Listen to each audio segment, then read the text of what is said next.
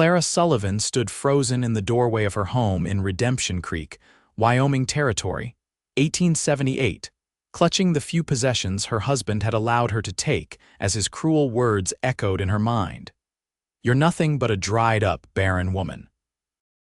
Matilda is young and will give me the sons you never could." The humiliation burned worse than the August sun beating down on her head. At 32, Clara was now homeless, with nowhere to turn in this dusty frontier town where she'd spent the last decade of her life as Edward Sullivan's wife.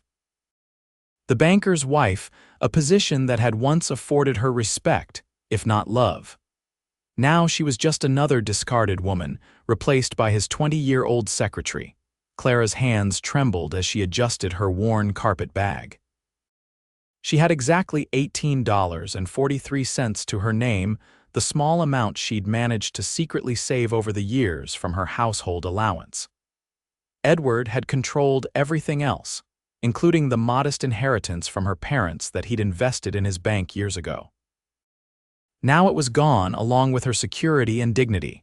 "Madam, you can't just stand there all day. Mr. Sullivan was clear you needed to be gone by noon." The bank clerk Edward had sent to ensure her departure shifted uncomfortably from foot to foot. Clara straightened her spine. "Of course. Please inform Mr. Sullivan that I won't trouble him further." Her voice remained steady despite the tears threatening to spill.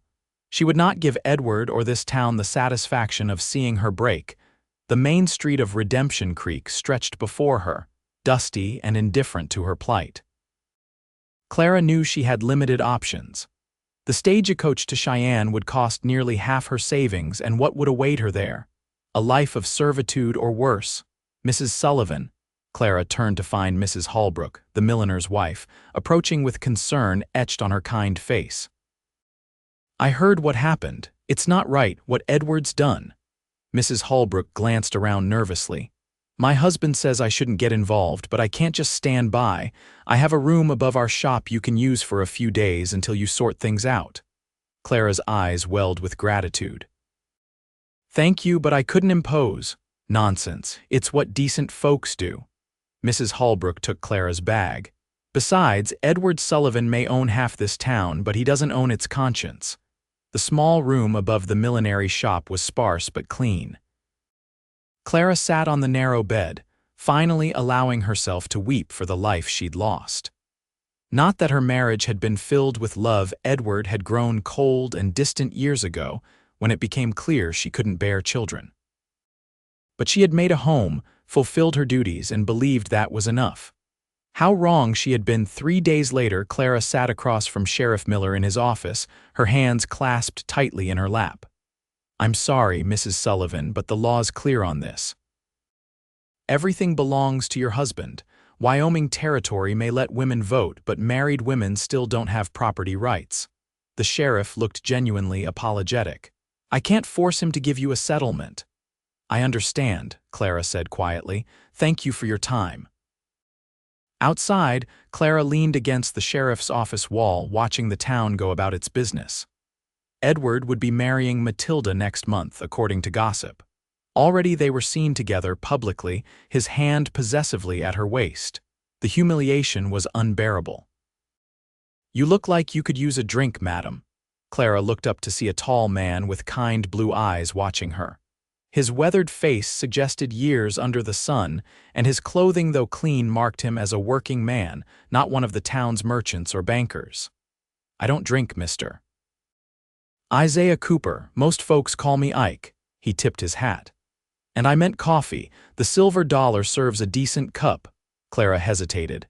Being seen with a strange man would only fuel gossip, but she was past caring about her reputation in a town that had turned its back on her. "I'm Clara Sullivan, and coffee sounds wonderful, Mr. Cooper." The Silver Dollar Saloon was relatively quiet at this hour. A few miners played cards in the corner, and the piano stood silent. Ike led Clara to a table near the window, away from the bar. "Maggie," he called to the barmaid. "2 coffees, please." Clara removed her gloves, aware that Ike was studying her. His gaze wasn't lecherous like some men's had become since news of her situation spread, but thoughtful. "I know about your circumstances, Mrs. Sullivan," he said quietly. News travels fast in Redemption Creek. Clara stiffened. I'm not looking for pity. Good, because I'm not offering any. Ike's smile softened his words. What I am offering is work. I have a ranch about 10 miles north of town. Nothing fancy, but it's growing. I need someone to keep house, cook meals, and help with accounts. Clara's pride warred with practicality. Mr. Cooper, while I appreciate the offer, I'm not sure it's honest work with fair pay, he interrupted. You'd have your own cabin, small but solid, and no one to answer to but yourself when the work's done. The barmaid arrived with their coffee, giving Clara time to consider. Independence was tempting, but she knew nothing about this man. Why would you offer this to a stranger? She asked after taking a sip of the surprisingly good coffee. Ike's eyes crinkled at the corners. You're Edward Sullivan's wife. You managed his household for years. Everyone knows you're educated and capable. Ex-wife, soon enough, Clara corrected. And just because I managed a household in town doesn't mean I know anything about ranch life. You'll learn, Ike said with confidence. And I need someone I can trust. Someone who can read and write and keep books better than I can. Someone who won't run off when winter comes. Clara studied him. Ike Cooper appeared to be in his early 40s with streaks of silver in his dark hair. His hands were calloused from work but clean. His eyes held no deceit that she could detect. What do your wife and family think of hiring a woman of questionable standing? Clara asked bluntly. Ike's smile faded. No wife, no family, just me, 2 ranch hands and about 500 head of cattle. The hands bunked together. You'd have privacy. Clara weighed her options. Her money wouldn't last long, and Mrs. Holbrook couldn't house her indefinitely. The alternatives, becoming a laundress, a seamstress, or worse, were grim. When would you need me to start? She asked. I'm heading back tomorrow. We can stop by the general store for supplies you might need. Ike finished his coffee. Pay is $20 a month plus room and board. Your own garden plot if you want it. It was more than fair, better than what most women in her position could hope for. I'll accept your offer, Mr. Cooper, Clara said, extending her hand formally. Thank you. Ike's large hand enveloped hers, warm and solid. Thank me after you've seen the state of my kitchen, Mrs. Sullivan. The following morning, Clara said goodbye to Mrs. Holbrook, promising to write.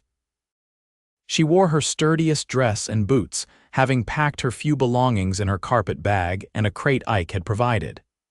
They visited the general store for supplies: flour, sugar, coffee, and other necessities which Ike insisted on purchasing. Consider it an advance, he said when she protested. Clara noticed Edward watching from across the street, his face darkening when he recognized who she was with. Ike Cooper might not be among Redemption Creek's elite, but he was known as a successful rancher who paid his debts. Edward had never approved of men he considered beneath his station. Ike helped Clara into his wagon, securing her belongings in the back alongside supplies for the ranch. As they pulled away from town, Clara felt a weight lifting. She didn't look back. The journey to Cooper's Ridge, as Ike called his ranch, took most of the day. They traveled through rolling grasslands dotted with sagebrush, the distant mountains forming a jagged blue line against the horizon. Ike pointed out landmarks and boundaries of his property when they crossed onto his land. Started with 50 acres and 20 head of cattle 12 years ago, he explained. Now it's 1,200 acres and growing, good water from the creek year-round, decent grazing, not the biggest spread in Wyoming, but it's mine, free and clear. There was quiet pride in his voice that Clara found admirable.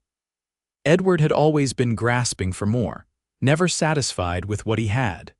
The ranch house came into view as they crested a small rise, a solid log structure larger than Clara had expected, with a broad porch and chimney. Nearby stood a barn, corrals, and several outbuildings. Beyond them, cattle grazed on the open range. It's beautiful, Clara said honestly. Ike looked pleased. Wait until you see your cabin. It's just behind the main house, close enough if you need anything, far enough for privacy. As they pulled up to the house, 2 men emerged from the barn. Ike introduced them as Miguel Hernandez and Caleb Johnson, his ranch hands. Both nodded respectfully to Clara. Mrs. Sullivan will be keeping house and handling the books, Ike explained. You'll treat her with the same respect you'd show me. Yes, boss, they answered in unison, though Clara caught curiosity in their glances. Ike led Clara to a small cabin about 50 yards behind the main house. It was simple but solid, with a small porch of its own. Built it last year, thinking I might hire a married couple someday, Ike explained as he carried her crate inside. Never got around to furnishing it properly. The cabin consisted of one main room with a small sleeping area partitioned by a curtain. There was a cast iron stove, a table with 2 chairs, a rocking chair by the small window, and a narrow bed with a straw mattress. Simple shelves lined one wall and hooks for clothing another. It's more than adequate, Clara assured him, though the starkness was apparent. I can make it comfortable. Tomorrow we can see what else you need from the storeroom, Ike said. There are extra quilts and such in the main house. For tonight you can take your meals with us, starting tomorrow whatever arrangement works best. After Ike left, Clara unpacked her few possessions. The silence was profound after town living broken only by distant lowing of cattle and wind rustling through the cottonwoods by the creek. She'd never lived alone, going from her parents' home to Edward's. The solitude was both frightening and exhilarating. That evening, Clara joined the men for a simple meal of beans, salt pork, and cornbread, clearly bachelor fare. The conversation was minimal and somewhat strained, with the men clearly unused to female company at their table. I'll start proper cooking tomorrow, Clara promised as she helped clear the plates. Once I see what supplies we have. Anything would be an improvement, Caleb said with a grin. Boss can't cook worth a damn, Ike rolled his eyes. Like you're any better. The easy camaraderie between them spoke of mutual respect despite the difference in their positions. It was refreshing after Edward's cold formality with everyone he considered beneath him. That night in her small cabin, Clara lay awake listening to unfamiliar sounds, coyotes howling in the distance, the creak of the cabin settling, the whisper of wind. For the first time in years, she felt the stirring of hope. This wasn't the life she'd expected, but perhaps it could be one she would choose. The next morning, Clara rose before dawn, determined to prove her worth. She made her way to the main house, finding the men already at the table drinking coffee. Hope you don't mind, Ike said, gesturing to the pot. We're early risers here. As am I, Clara replied, taking stock of the kitchen. It was functional but desperately in need of organization. Pots and pans were stacked haphazardly, supplies were scattered without system, and a layer of dust covered the shelves. I see I have my work cut out for me, she commented, rolling up her sleeves. Ike looked almost embarrassed. Told you it wasn't pretty. After the men left for their day's work, Clara threw herself into cleaning. She scrubbed every surface, organized the pantry, and took inventory of supplies. By midday, the kitchen was transformed. She had bread rising and a pot of stew simmering when Ike returned for the noon meal. He paused in the doorway, eyes widening at the transformation. This can't be the same kitchen. Clara felt a flush of pride. Amazing what soap and organization can accomplish. Lunch will be ready shortly. The men devoured the simple meal of stew and fresh bread with enthusiasm that gratified Clara. It had been years since anyone had appreciated her cooking. Edward had taken to criticizing every dish, finding fault with meals that had once pleased him. Over the next few weeks, Clara settled into a routine. She rose early to prepare breakfast, spent mornings cleaning and organizing the main house, tended to mending and laundry in the afternoons, and kept the account books current. Slowly, she added personal touches to her cabin: wildflowers in a jar, a rag rug she'd made from scraps, curtains fashioned from flour sacks. Ike provided everything she requested without question, from fabric for curtains to seeds for the small garden she started beside her cabin. She noticed he often found reasons to check on her progress or bring her small items he thought might be useful: a better knife for cooking, a footstool when he noticed she had to stretch to reach high shelves. One evening in late September, Clara sat on her porch watching the sunset paint the sky in brilliant oranges and pinks. The air held the first hint of autumn crispness. She was mending one of Ike's shirts when he approached, carrying something wrapped in burlap. "Evening, Mrs. Sullivan," he called. Though she'd told him repeatedly to call her Clara, he maintained the formality that she secretly found endearing. "Mr. Cooper," she nodded. "Beautiful sunset, indeed." He shifted awkwardly. "I brought you something. Noticed your cabin could use it." He unwrapped the burlap to reveal a small bookshelf, simply made but carefully sanded and finished. "Did you make this?" Clara asked, touching the smooth wood. Ike nodded. "Noticed you had books stacked on the floor, thought this might serve better." Clara was touched by his thoughtfulness. "It's perfect, thank you." As Ike helped bring the bookshelf inside and position it against the wall, Clara realized this was the first time he'd been in her cabin since she'd made it her own. His eyes took in the small touches, the curtains, the arranged wildflowers, the patchwork quilt on her bed. "You've made it home," he observed quietly. "I've tried," Clara admitted. "It's the first place that's truly been mine." Their eyes met in understanding, and Clara felt something shift between them, a recognition of shared loneliness, perhaps. For a moment, neither spoke. "Well," Ike finally broke the silence, "I should let you get back to your evening." After he left, Clara ran her fingers over the bookshelf, touched by the care evident in its construction. Ike Cooper was nothing like Edward, not in status, education, or manner. Yet in the simple gift of a bookshelf, he'd shown more consideration than Edward had in years of marriage. As autumn progressed, the work on the ranch intensified in preparation for winter. Clara found herself busy from dawn to dusk, cooking heartier meals as the temperature dropped and ensuring the house was properly prepared for the coming cold. She'd never worked so hard physically, but found satisfaction in the tangible results of her labor. One afternoon in early October, Clara was returning from the creek with a basket of laundry when she spotted Ike by the corral, working with a young horse. She paused to watch him, admiring his patience as he spoke soothingly to the nervous animal. There was something compelling about his quiet confidence, the gentle strength in his hands as he stroked the horse's neck. Ike glanced up, catching her watching. Instead of being embarrassed, he smiled and waved her over. "This is Starlight," he said as Clara approached the fence. "Just broke her last week. She's going to make a fine riding horse." The mare was beautiful, dappled gray with intelligent eyes. She nudged Ike's shoulder affectionately. "She seems quite taken with you," Clara observed.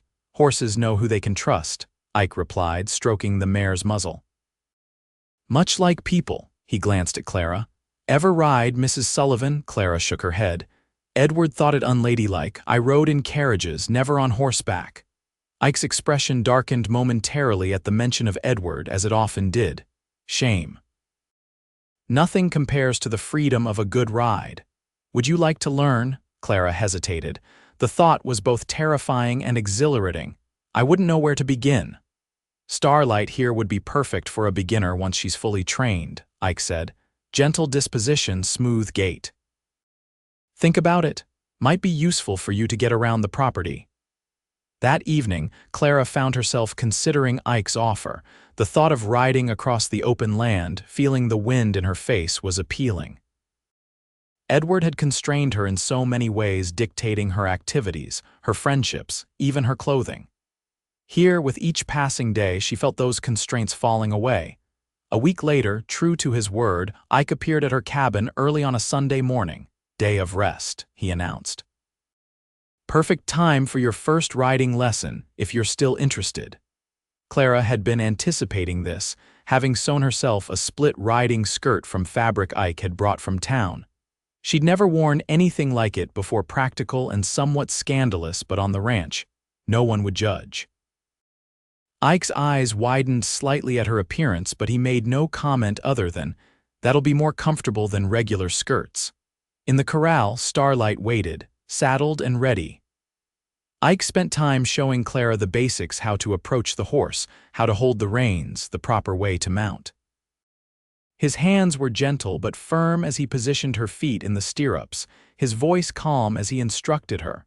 "Back straight, heels down," he directed, walking alongside as Clara took her first tentative circles around the corral. "That's it. You're a natural, Mrs. Sullivan." Clara doubted that, but she couldn't deny the thrill she felt.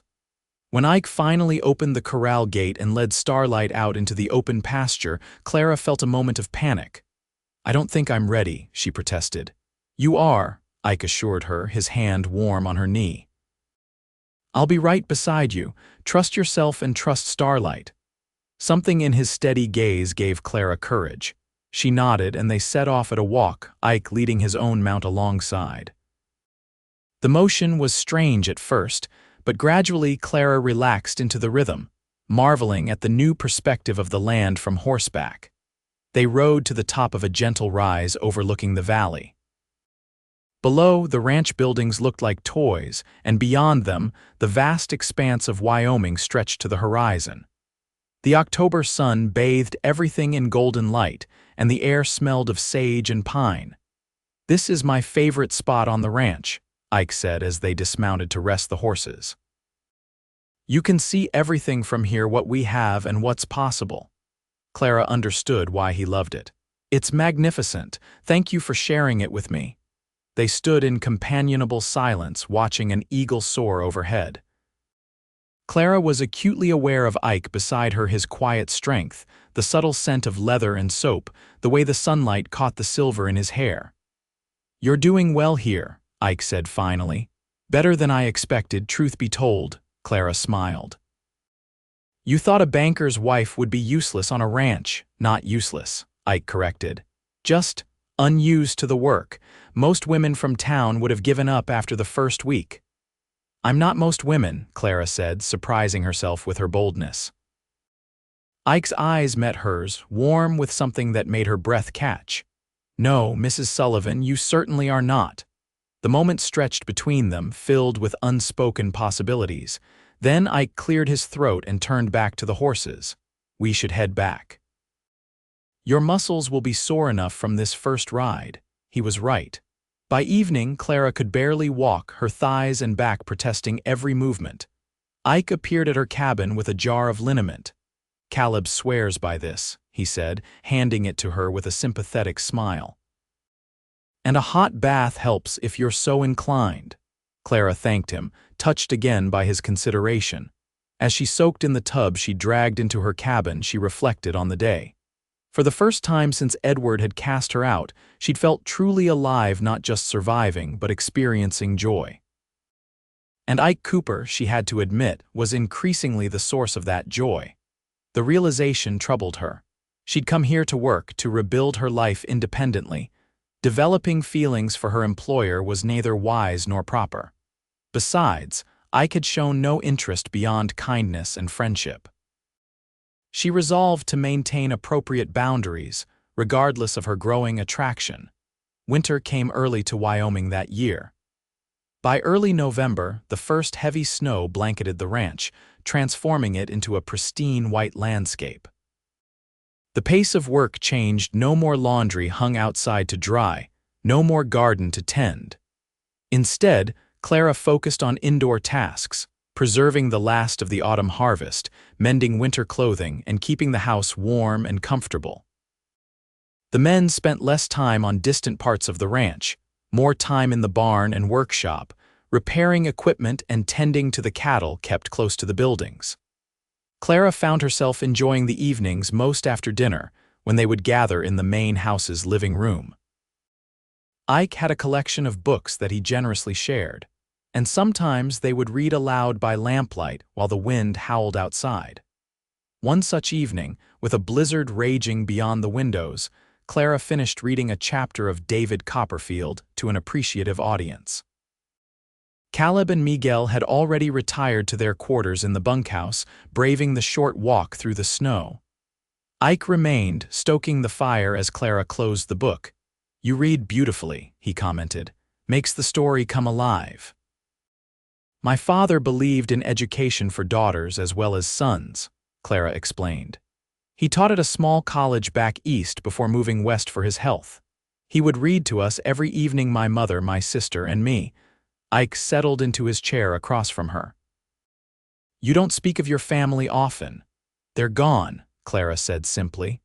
"My father's lungs failed him despite the mountain air. My mother followed a year later a fever. My sister married and moved to California. We write occasionally, but she has her own life." "And you had Edward," Ike observed, his tone neutral. Clara nodded. "I was 22 with few prospects after my parents died. Edward was established, respectable. He seemed kind." She stared into the fire. "He was, at first." Ike was quiet for a moment. "What changed him?" Clara hadn't spoken of this to anyone, but in the warmth of the firelit room, with snow insulating them from the rest of the world, she found herself wanting to share the burden. "We couldn't have children," she said softly. "After 3 years of marriage, I still hadn't conceived. The doctor said something was wrong with me. Edward never forgave me for that failure." Ike's expression darkened. "That wasn't your failure. No decent man would blame his wife for such a thing." "Edward was very concerned with legacy," Clara explained. "He wanted sons to inherit his bank, his position in society. When he realized I couldn't provide them, he stopped seeing me as a wife and started seeing me as a disappointment. So he threw you away like a broken tool when he found someone younger," Ike said, anger evident in his voice. Clara was surprised by his vehemence. "Matilda is young and beautiful. I'm sure she'll give him the family he wants. And that justifies how he treated you." Ike stood abruptly, pacing before the fire. "Leaving you with nothing after 10 years of marriage, humiliating you before the entire town." "No," Clara admitted, "but I've come to see it as a twisted sort of freedom. With Edward, I was slowly dying inside. Here." She gestured around her. "Here I'm becoming someone new, someone stronger." Ike stopped pacing, his expression softening as he looked at her. "You were always strong, Mrs. Sullivan. You just needed the chance to discover it." Their eyes held for a long moment. Clara felt something shift in the air between them, a tension, a possibility. Then Ike broke the gaze, moving to gather his coat, storms letting up. "I should let you get some rest." Clara walked him to the door. "Thank you for the company and for listening." "Anytime," Ike said, his hand briefly touching hers as he took the book she offered. "Good night, Clara." It was the first time he'd used her given name. The sound of it in his deep voice followed her into dreams that night. Christmas approached, bringing with it a festive atmosphere despite the isolation. Clara found herself wanting to create something special for the holiday. She secretly worked on gifts: a new scarf for Miguel, knitted from wool she'd dyed herself; a leather-bound journal for Caleb, who was teaching himself to write better; and for Ike, a quilt she pieced together from scraps of fabric, working late into the night after he'd retired. Ike rode to town for supplies in mid-December, returning with unexpected treasures: oranges and candies, a small bottle of perfume for Clara, and the makings for a proper Christmas feast. "The men deserve something special," he explained when Clara expressed surprise at his generosity. "And so do you." On Christmas Eve, they gathered in the main house, which Clara had decorated with pine boughs and red ribbons. She'd prepared a magnificent dinner: roast beef, potatoes, fresh bread, and a spice cake that filled the house with wonderful aromas. They ate by candlelight, sharing stories and laughter. After dinner, to Clara's surprise, Ike produced a fiddle from a cupboard. "Thought we might have some music," he said almost shyly. "It's been a while since I played." He began with familiar carols, his fingers finding the notes with increasing confidence as he played. Miguel revealed a fine tenor voice, singing along in both English and Spanish. Even the normally reserved Caleb joined in. Clara felt tears spring to her eyes at the simple joy of the moment, this makeshift family she'd found on the frontier. When the music ended and the gifts were exchanged, Clara was touched by the men's reactions to her handmade presents. But nothing prepared her for Ike's gift to her: a beautiful wooden sewing box, expertly crafted with compartments for thread, needles, and fabric, with her initials inlaid in darker wood on the lid. "Ike, it's exquisite," she breathed, running her fingers over the smooth surface. "You made this?" He nodded, looking pleased at her reaction. Been working on it for weeks. Noticed you keeping your sewing things in that old cigar box. Clara impulsively reached for his hand. It's the most thoughtful gift I've ever received, thank you. Later, after Miguel and Caleb had returned to the bunkhouse with their gifts and the remains of the spice cake, Clara helped Ike clean up the kitchen. They worked in companionable silence, their movements synchronized as if they'd been doing this together for years instead of months. As Clara reached to put away a platter on a high shelf, she felt Ike's presence behind her, his hand gently taking the platter. "Allow me," he said, his voice close to her ear. Clara turned, finding herself mere inches from him in the narrow space between counter and table. The kitchen was warm, lit only by a single lamp and the dying fire from the main room. Ike's eyes reflected the golden light, his expression unreadable as he looked down at her. "Clara," he said softly, her name a question on his lips. She wasn't sure who moved first, perhaps they both did, but suddenly his mouth was on hers, gentle at first, then with growing hunger as she responded. His arms encircled her, strong and secure as hers slid around his neck. He tasted of spice cake and coffee, and his beard was soft against her skin. When they finally broke apart, both breathing heavily, Ike rested his forehead against hers. "I've wanted to do that for months," he confessed. "Why didn't you?" Clara asked, her hand still at the nape of his neck. "You came here for work, not romance," Ike said. "And after what you'd been through with Edward, I didn't want you to feel pressured, to think your position here depended on anything like this." Clara appreciated his concern. "And now I can't pretend anymore that what I feel for you is just friendship or admiration." His thumb traced her cheekbone. "You've become essential to me, Clara Sullivan, not as my housekeeper, but as the woman who brings light into every room she enters." Clara felt tears prick her eyes at his words.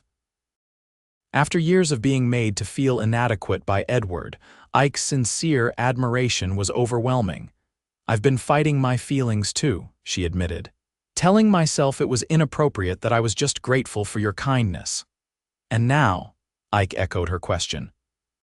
"Now I know it's more than gratitude," Clara said. "Much more." Ike kissed her again, more gently this time. "We can take this slowly. There's no rush." But there was urgency in how they clung to each other, years of loneliness seeking solace in newfound connection. It was Clara who finally stepped back, mindful of propriety despite her desires. "It's late," she said reluctantly. "I should go to my cabin." Ike nodded, though his eyes conveyed he wished otherwise. "I'll walk you." Outside, the night was crystal clear, stars blazing in the black sky. Snow crunched beneath their boots as Ike escorted Clara to her cabin, his hand warm around hers. At her door, he kissed her once more, lingering and sweet. "Merry Christmas, Clara," he whispered against her lips. "Merry Christmas, Ike," she returned, reluctantly slipping from his embrace into her cabin. That night, despite the cold, Clara felt warmer than she had in years. The days following Christmas brought changes to their relationship. They were more open with their affection, though still reserved in front of the hands. Ike would kiss her good morning when he came in for breakfast, hold her hand as they sat by the fire in the evenings, and find excuses to touch her throughout the day, small, tender gestures that Clara treasured. Their conversations deepened as well. Ike told her about his past, his childhood in Ohio, his journey west as a young man, the years of hard work building his ranch from nothing. He spoke of failures and successes, dreams and disappointments. Clara shared her own stories, her sheltered upbringing, her hopes before marriage, the slow erosion of her spirit under Edward's criticism. "I wanted children," she confessed one evening as they sat before the fire. "Not just for Edward, but for myself. When the doctor said I couldn't have them, something broke inside me." Ike took her hand. "The doctor was certain," Clara nodded. "He said I had a malformation that made carrying a child impossible. Edward consulted other doctors, of course, but they all said the same." "I'm sorry," Ike said simply. "That must have been a hard burden to bear alone." "Edward made it clear it was my burden, not his," Clara said bitterly. "He suggested I was less of a woman because of it." Ike's jaw tightened. If I ever meet Edward Sullivan, I may have to break my rule about not hitting men smaller than me. Clara laughed despite the painful topic. He's not worth the trouble. You're worth defending, Ike insisted. After a moment, he added hesitantly, you know, there are other ways to have family. Children who need homes. The thought warmed Clara. You've considered that? Ike nodded. I've known several families who have taken in orphans or children whose parents couldn't care for them. Out here, it's a practical solution to a common problem. Clara hadn't allowed herself to consider such possibilities. Edward had dismissed the idea of raising another's child as beneath him, but Ike spoke of it as natural, even desirable. Have you wanted children? She asked. I always assumed I'd have a family someday, Ike admitted.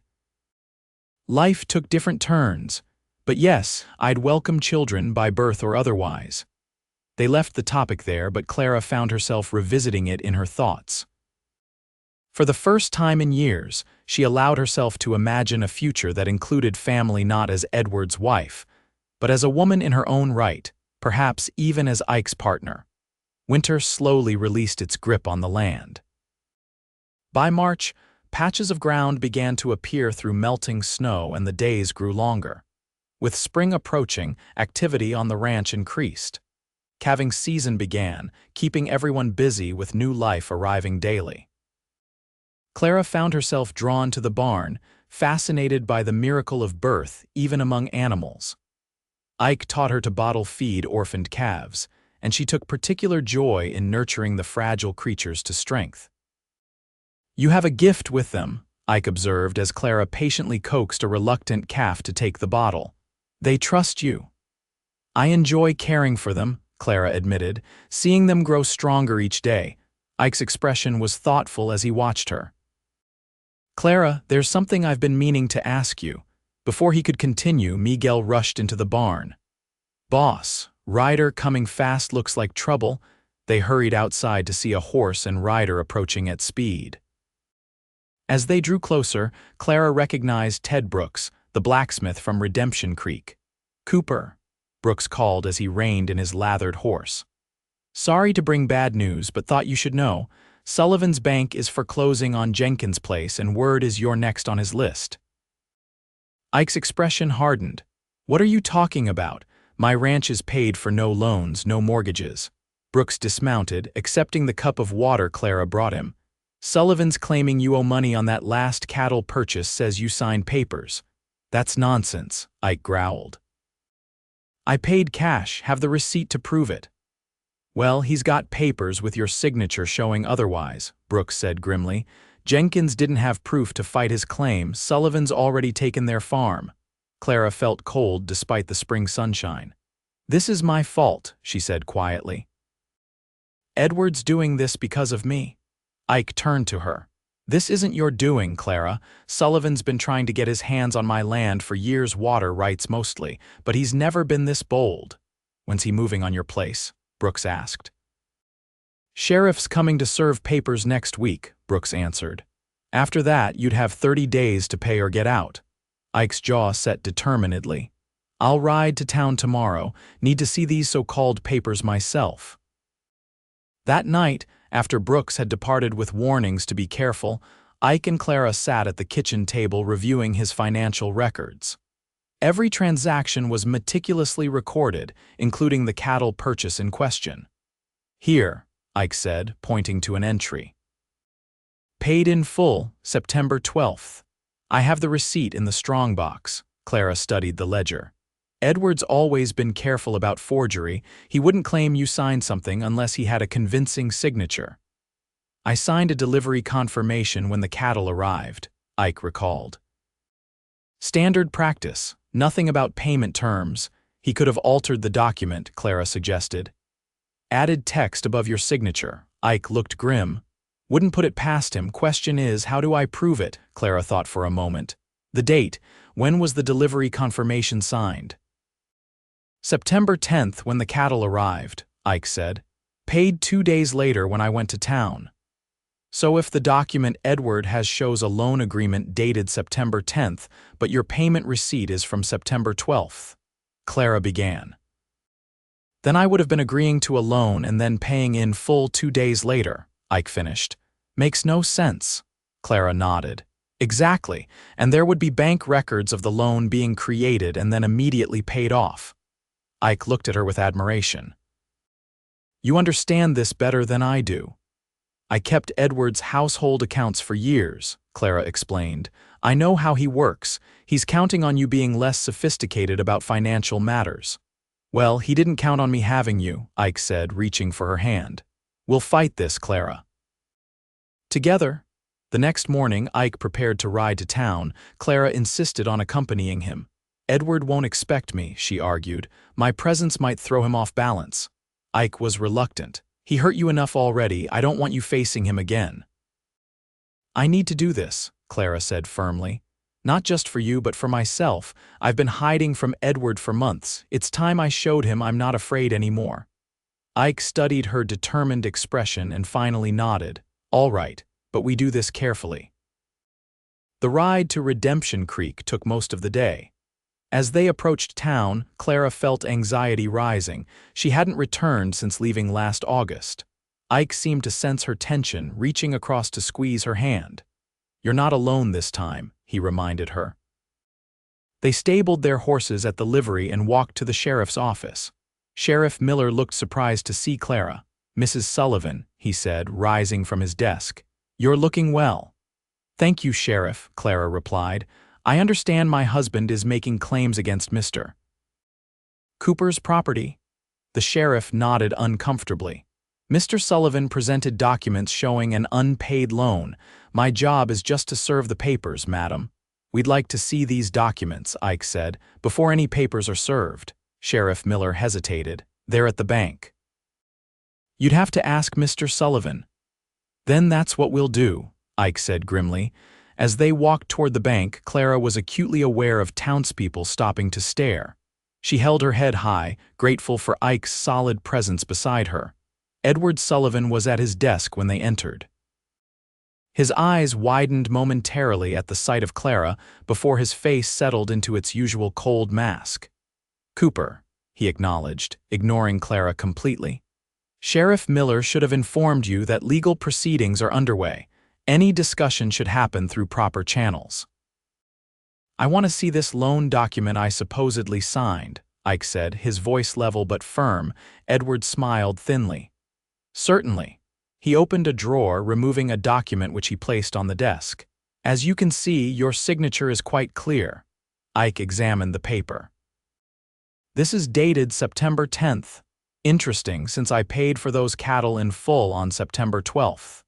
He reached into his coat, producing a receipt. Here's proof of payment. Edward barely glanced at it. That payment was for a different transaction. There was no other transaction, Ike said flatly. Your word against documented evidence, Edward said smugly. I doubt that will stand up in court. Clara stepped forward. What about bank records, Edward? Surely your meticulous bookkeeping would show when this loan was created and what account the funds came from. Edward's eyes finally fixed on Clara, cold with hatred. You have no business here. You're not welcome in my bank. Actually, Clara said calmly, as your wife, I have every legal right to be here. We're not divorced yet, are we? Edward's face flushed with anger. That's a technicality that will soon be remedied. In the meantime, Clara continued, I'd like to see the bank records for this loan. As your wife, I believe I'm entitled to review any business transaction. It was a bluff. Clara wasn't certain of the legal grounds, but Edward's expression told her she'd struck a nerve. This is absurd, he sputtered. You can't simply walk in here and demand. I believe she can, came a new voice. They turned to see Judge Thomas standing in the doorway. The circuit judge was well respected throughout the territory. Mrs. Sullivan remains your legal wife, Edward, and these are serious allegations being made. Edward's composure cracked slightly. Judge Thomas, I wasn't aware you were in town. Just arrived, the judge said. Sheriff Miller mentioned there was a dispute I might need to adjudicate. I'm glad I came directly. Judge Thomas moved to the desk, examining both the loan document and Ike's receipt. Interesting timing, he observed. Mr. Cooper, would you write your name on this paper for me? Ike complied. The judge compared the signatures thoughtfully. Now, Mr. Sullivan, I'd like to see your bank records showing when this loan was created and from which accounts the money was disbursed. Edward hesitated. Those are private bank records, which I can subpoena if necessary, Judge Thomas said mildly. Shall we do this the easy way or the hard way? Faced with the judge's authority, Edward reluctantly produced the bank's ledgers. Clara moved to examine them, her experienced eye quickly finding discrepancies. There's no record of this loan being created on September 10th, she pointed out. The first mention is here, dated last month. She looked up at the judge. After I'd been living at Mr. Cooper's ranch for several months, Judge Thomas raised an eyebrow at Edward. Care to explain this, Mr. Sullivan? Edward's face had gone pale. There must be some mistake in the recording. And the signature, the judge pressed. It appears to match Mr. Cooper's, yet he denies signing a loan agreement. He's lying, Edward insisted. Or perhaps, Clara suggested quietly, the signature was obtained on a different document and repurposed. The delivery confirmation, perhaps. Edward's eyes darted between them, calculation evident in his expression. This is outrageous. You can't take the word of a disgraced wife over documented evidence. When the documentation appears suspect, I certainly can consider testimony, Judge Thomas replied. He turned to Ike. Mr. Cooper, do you have any witnesses to your cash payment? The bank teller who accepted it, Ike said. Miss Winters. Fetch her, the judge instructed Edward. Looking increasingly trapped, Edward sent a clerk to find Miss Winters. The young woman appeared moments later, nervous at finding herself the center of attention. Miss Winters, the judge said kindly, do you recall Mr. Cooper making a large cash payment on September 12th of last year? She glanced anxiously at Edward before answering. Yes, sir. For cattle he'd purchased, I counted the money myself over $2,000, and was there any mention of a loan being repaid? The judge asked. No, sir, she replied. It was recorded as a direct purchase payment. I made the entry in the ledger myself. Edward's facade finally cracked. This proves nothing. Cooper probably confused the poor girl with his backwoods charm. Everyone knows she's simple-minded. Miss Winters flinched at his cruelty. Judge Thomas's expression hardened. I've heard enough, he declared. Mr. Sullivan, I find these foreclosure proceedings to be based on fraudulent claims. They are hereby dismissed. He fixed Edward with a stern look. Furthermore, I will be reviewing all recent foreclosures processed by your bank, including the Jenkins property. Edward's face contorted with rage. You can't do this. I have rights. So do the people whose properties you've stolen, the judge interrupted coldly. Sheriff Miller, please ensure Mr. Sullivan remains available while I conduct my investigation. As they left the bank, Clara felt lightheaded with relief and vindication. Ike's hand at her elbow steadied her as they stepped into the afternoon sunlight. You were magnificent, he murmured. I couldn't have done this without you. We make a good team, Clara replied, smiling up at him. Judge Thomas approached them. Mrs. Sullivan, Mr. Cooper. I'd like to speak with you further about Mr. Sullivan's activities. It appears this may not be an isolated incident. Over the next 2 days, Clara and Ike provided the judge with everything they knew about Edward's business practices. Other townspeople came forward as well, emboldened by Edward's apparent downfall. A pattern of fraud and manipulation emerged, dating back years. By the 3rd day, Edward Sullivan had been arrested on multiple charges of fraud and forgery. Judge Thomas informed Clara that her marriage could be annulled on grounds of Edward's criminal activity, with a settlement from his seized assets. It won't be a fortune, the judge warned, but it should provide you with some security. Thank you, Clara said sincerely. But I've found security doesn't necessarily come from money. As they prepared to leave town, Clara made one final stop at Edward's house, now occupied by Matilda. The young woman answered the door, her pretty face marred by recent tears. Mrs. Sullivan, she said stiffly. If you've come to gloat, I haven't, Clara interrupted gently.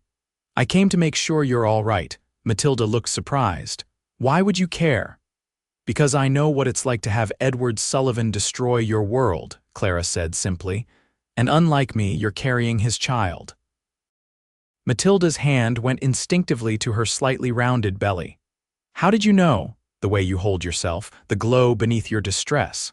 Clara smiled sadly. It's what I always looked for in myself month after month. Tears filled Matilda's eyes. He's going to prison. What am I supposed to do now? Clara reached out impulsively, taking the younger woman's hand. Start over. Somewhere people don't know you as Edward's mistress. Use whatever settlement the court grants you to build a new life for yourself and your child. Why are you being kind to me? Matilda asked, confused. I helped him hurt you. You were young and in love, Clara said. I don't blame you for Edward's choices. She pressed a folded paper into Matilda's hand. This is the address of my sister in California. Write to her if you need help. Tell her I sent you. Matilda looked down at the paper, then back at Clara with newfound respect. Thank you, and I'm sorry for my part in all this. Clara nodded acknowledgement. Be stronger than I was. Don't let him define who you are. As Clara turned to leave, Matilda called after her. He was wrong about you. You're not dried up or barren in any way that matters. The words, echoing Edward's cruel dismissal, struck Clara deeply. She blinked back tears as she rejoined Ike, who waited patiently with their horses. Everything all right? He asked, noting her emotion. Clara nodded, just finding closure. They rode out of Redemption Creek side by side, the future stretching before them like the open Wyoming landscape, vast with possibility. Back at Cooper's Ridge, life quickly returned to its rhythms, though with subtle differences. Clara and Ike no longer hid their affection from the hands, who seemed unsurprised and accepting of the development. Spring brought new calves, fresh growth, and long days of work preparing for the summer ahead. One evening in late April, Ike suggested a ride to their favorite overlook. The sunset painted the sky in brilliant hues as they dismounted, spreading a blanket on a patch of new grass. I've been thinking, Ike began, uncharacteristically nervous. About us, about the future. Clara's heart quickened. What about it? Ike took her hands in his. When you first came here, I offered you a job because you needed one. I saw a capable woman who deserved better than the hand life had dealt her. And now, Clara prompted when he paused. Now I see the woman I love, Ike said simply. Beautiful in every way that matters. Strong, intelligent, kind, the woman I want to share my life with. He reached into his pocket, producing a small wooden box. Inside was a ring, a simple gold band with a small pearl. It's not fancy, he apologized. Not like what you had before. It's perfect, Clara interrupted, tears filling her eyes. Because it's from you. Clara Sullivan, Ike said formally, will you marry me, be my partner in this life we're building? Yes, Clara whispered, joy bubbling up inside her. Yes, with all my heart. Ike slipped the ring onto her finger, then gathered her into his arms, his kiss sealing their promise as the last light faded from the sky. They were married 2 weeks later in a simple ceremony at the ranch, with Judge Thomas officiating during his circuit visit. Miguel's wife Maria came from their homestead to help prepare a feast, and neighbors from surrounding ranches gathered to celebrate. As Clara spoke her vows beneath an arbor Ike had built for the occasion, she felt a profound sense of rightness. This was not the life she had expected, but it was infinitely better than the one she had lost. That night, in the main house that was now truly their home, Ike carried her across the threshold to the bedroom, which Clara had prepared with fresh linens and wildflowers. Welcome home, Mrs. Cooper, he murmured against her lips.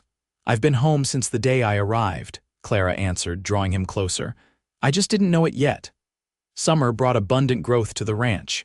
The cattle thrived, crops flourished, and Clara's garden produced more than they could eat.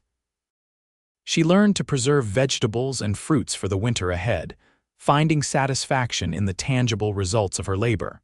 In July, a letter arrived from Matilda, now living in San Francisco near Clara's sister. She had given birth to a healthy son and was working as a milliner's assistant, building a new life far from Edward Sullivan's shadow. Clara was pleased, feeling the last links to her old life finally severed. Edward himself had been sentenced to 5 years in territorial prison for his crimes. The Jenkins family had reclaimed their farm, and others defrauded by Edward were receiving restitution from his seized assets. Justice had been served, though Clara found she thought of her former husband less and less as time passed. One warm August evening, almost exactly a year after Clara had first arrived at Cooper's Ridge, she and Ike sat on the porch watching the sunset. Clara had been feeling unwell for several days, tired, queasy in the mornings, certain smells suddenly overwhelming. "Perhaps we should send for the doctor," Ike suggested, concerned by her pallor. Clara smiled, a suspicion growing in her mind. "Not yet, let's wait another week or two." "Clara," Ike said seriously, "if you're ill, I'm not ill," Clara interrupted gently. "At least I don't think so." She took his hand, placing it over her abdomen. "I think I might be with child." Ike's eyes widened. "But the doctors said doctors can be wrong," Clara said. "Or perhaps they were right about a problem but not about it being insurmountable." She squeezed his hand. "I've been counting days. I'm late, and there are other signs." Hope and caution warred in Ike's expression. "Are you sure?" "Not entirely," Clara admitted, "but I feel different, not just unwell, but changed somehow." Ike pulled her into a gentle embrace. "If it's true, it's wonderful. If not, we have each other." "That's already more than I ever hoped for." 2 weeks later, their suspicions were confirmed by Dr. Parker from the neighboring town. Clara was indeed expecting a child, due in early spring. "I can't explain the medical contradiction," the doctor admitted. "But nature sometimes finds a way despite our certainties." The pregnancy progressed well through the autumn months. Clara remained active, though Ike insisted she rest more and leave the heavier work to others. He hired a young woman from town to help with household tasks, freeing Clara to focus on preparing for the baby. The nursery took shape in a room adjacent to their bedroom, a crib Ike crafted himself. A rocking chair brought from town, tiny garments Clara sewed during the long winter evenings. Each preparation was an act of faith, a defiance of the limitations others had placed upon her. In February, a blizzard swept across the territory, isolating the ranch for days. Clara, now heavily pregnant, found the confinement difficult but necessary. Ike barely left her side, reading to her, massaging her swollen feet, discussing names for their child. "If it's a boy," Clara suggested, "perhaps Isaiah after you." Ike looked pleased. "And if it's a girl," Clara considered, "Hope, because that's what she would represent." The blizzard had just cleared when Clara's labor began, earlier than expected, but not alarmingly so. Ike sent Miguel riding for the midwife in the neighboring valley, but it was clear the baby would arrive before help could reach them. "It's all right," Clara assured him, breathing through a contraction. "Women have been doing this since the beginning of time." Ike looked terrified but determined. "Tell me what to do." With Maria's help, she had assisted at many births they prepared. The labor progressed steadily through the day and into evening. Clara drew on reserves of strength she hadn't known she possessed, Ike's unwavering support giving her courage when fear threatened to overwhelm her. As midnight approached, Clara felt the final urge to push. Ike held her upright, murmuring encouragement as Maria positioned herself to receive the child. With a final, powerful effort, Clara felt the baby slip from her body, followed by an instant of silence that seemed to stretch eternally. Then a cry. Strong, indignant, miraculous. "A girl," Maria announced, placing the squalling infant on Clara's chest. "A beautiful, perfect girl."